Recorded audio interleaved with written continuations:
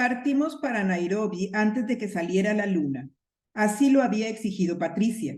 La pasión, vecina a la histeria, que había mostrado en otras ocasiones para aferrarse al Parque Real, se había convertido ahora en un impulso sordo, violento y apremiante para abandonarlo, para dejar y cuanto antes esos mismos lugares.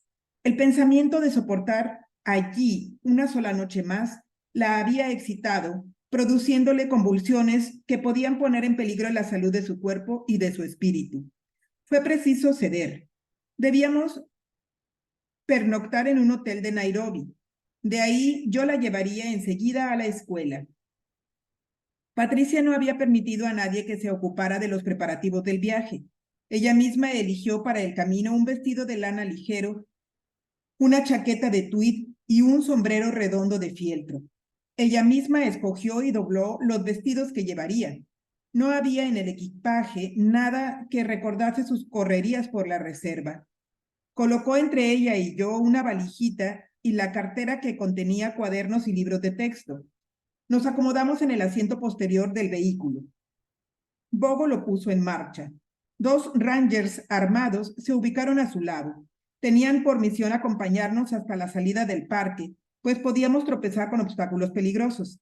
Hasta entonces, ningún visitante había tenido licencia para sorprender a los animales en sus horas nocturnas.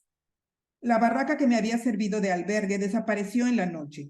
Tomamos la carretera habitual. Patricia, hundida y acurrucada en su rincón, no era bajo el sombrero redondo, más que una pequeña sombra vaga. Tenía la cabeza inclinada hacia el interior oscuro del coche. Hubiera dicho que ya no respiraba. Me asustaba sobre todo su silencio. Era preciso obligarla a superar esa insoportable tensión, esa soledad terrible. Y aventuré la primera pregunta que me vino al espíritu. ¿Por qué te has negado a que tu madre te acompañe? Ella ha tenido la bondad de llorar por mí, pero en el fondo está contenta. Era verdad. A través de las lágrimas de Sibyl y a pesar del dolor que había experimentado ante la intensa pena de su hija, yo sentía que era feliz. Al fin se había satisfecho su deseo más hondo, el que había acariciado por el bien de su niña y que ya desesperaba de que pudiese cumplirse. Le queda mi padre. Ella se complacerá en consolarlo, dijo. Patricia con una voz que lastimaba, dijo Patricia con una voz que lastimaba. Y también esto era verdad. El tormento de Bullitt brindaba a Sibyl una tarea maravillosa. En cuanto a Bullitt, le quedaba su amor, su oficio, su whisky. Mas a Patricia ya no le quedaba nada. ¿Por su culpa? ¿Cuál culpa? Ella había tenido un león. Ella había tenido un Morano. Ella había querido solamente hacerlo representar el juego que su amado padre le había narrado tantas veces. Los faros del auto hacían surgir de las sombras las pedrezuelas de la pista, los árboles y la maleza. De repente, una especie de peñasco en marcha taponó el camino. Bogo, con una violenta frenada, detuvo el coche. Los rangers le gritaron alguna cosa.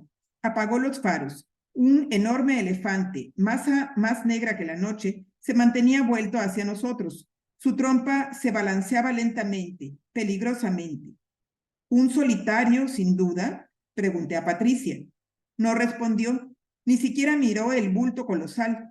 Renegaba del Parque Real y de sus moradores. Los rechazaba. El elefante se sacudió, pasó a nuestra vera y se sumergió en un monte de espinos. Se oía el crujir de las zarzas aplastadas. Bogo volvió a poner el motor en marcha. Patricia permanecía inmóvil. De pronto cogió la manija de la portezuela, la entreabrió y estuvo a punto de saltar afuera.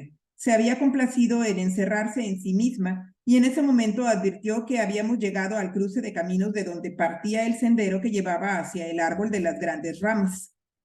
No hice nada por retenerla. Estaba obsesionado por lo que la esperaba en Nairobi.